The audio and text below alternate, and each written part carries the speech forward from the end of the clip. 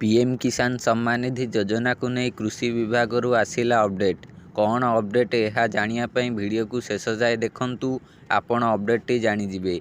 PM किसान सम्मान निधि योजना रे जो मैंने EKYC न करिसेंती सेमानंकु EKYC करने को कहुযাଉଛି किंतु से माने करूना।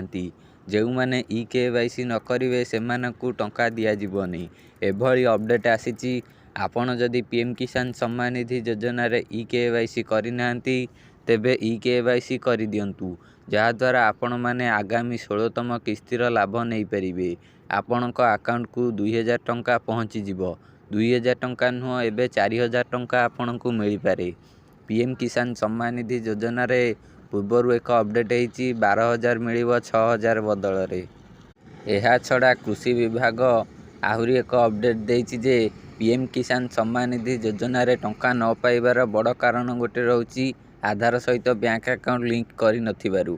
जदि आपणकर आधार सहित बैंक अकाउंट लिंक हेइनी तेबे एहाकु मध्य करांतु कारण आधार सहित बैंक अकाउंट लिंक नहेले आपण मानकु टंका मिलिबनी। आपण माने EKYC न कले टंका मिलिबनी, आधार सहित बैंक अकाउंट लिंक कले टंका मिलिबनी। आपणकर जदि कोनोसी भूल भटक थिबो आपणकर डिटेल्स रे तेबे भी मध्य आपणकु टंका मिलिबनी। जेपरि उदाहरण मु आपण मानकु दउची आपणकर नाम भूल अछि, आपणकर एड्रेस भूल अछि तेबे आपण मानकु टंका मिलिबो नाही।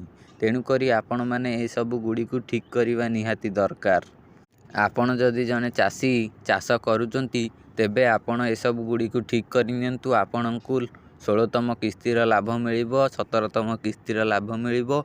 आगकू पीएम किसान सम्मान निधि योजनार लाभ नहीं पारिबे, आपणकू सहायता मिल पारिबो। तेणु करी आपण जदि EKYC करिनांती एहाकू आपण ऑनलाइन माध्यम रे करि परिबे, नहले आपणक निकट रे थिबा जेकोनोसी जनसेवा केंद्र जाई मध्य करि परिबे। आ आधार सहित बैंक अकाउंट लिंक करिया को हेले आपणकू बैंक को जिबाकू पड़िबो। आपण जे बैंक रे खोलिचंती से बैंक रे जाई आधार सहित बैंक अकाउंट को लिंक कराई नियंतु।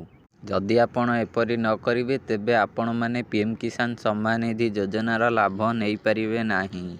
तेणु करी आपण माने ए सब गुडी को अपडेट करंतु। एहा सहित चैनल को सब्सक्राइब करी वीडियो को गोटे लाइक करंतु।